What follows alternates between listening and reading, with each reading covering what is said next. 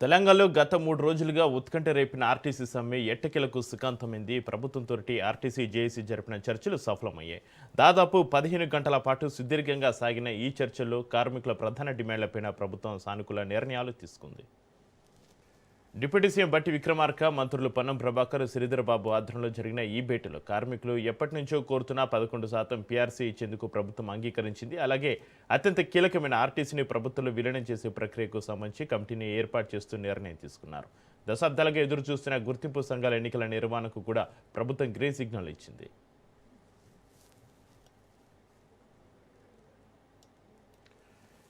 పెండింగ్లో ఉన్న డిఏలను క్లియర్ చేస్తామని ప్రభుత్వం హామీ ఇవ్వడంతో ఆర్టీసీ జేఏసీ నేత అశ్వత్థామరెడ్డి సమ్మె విరమిస్తున్నట్లుగా ప్రకటించారు. కార్మికులు నేటి నుంచి విధులకు హాజరు కావాలని, నేటి నుంచి రాష్ట్ర వ్యాప్తంగా బస్సులు యథావిధిగా నడుస్తాయని మంత్రి పొన్నం ప్రభాకర్ స్పష్టం చేశారు.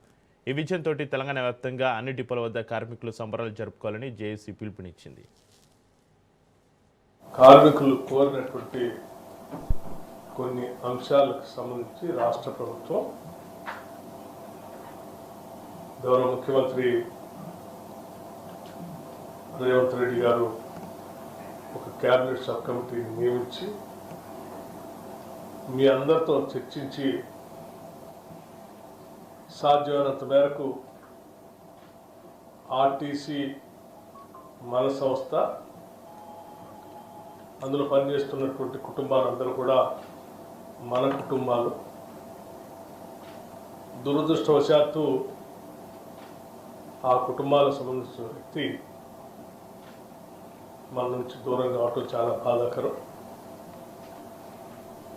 అటువంటి పరిస్థితుల్లో రాకుండా ఉండాలి. కార్మిక కుటుంబాలన్నీ కూడా సంతోషంగా ఉండాలి. ఇది ప్రజాప్రభుత్వం. తప్పనిసరిగా వారందరితో మాట్లాడి సానుకూలంగా కొన్ని నిర్ణయాలు చేయాలనేటువంటి ఆలోచనతో ఈ క్యాబినెట్ సబ్ కమిటీని నియమించడం జరిగింది. దాంట్లో భాగంగా మీతో సుదీర్ఘంగా ఈరోజు ఉదయం నుంచి ఇప్పటి వరకు మాట్లాడిన తప్ప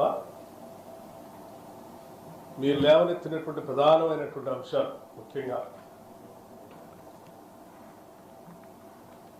ఆర్టీసీకి సంబంధించి, టీజీఆర్టీసీకి సంబంధించి గుర్తింపు ఎన్నికలు నిర్వహించుకోవటానికి ప్రభుత్వం అంగీకరించిందని చెప్పారు.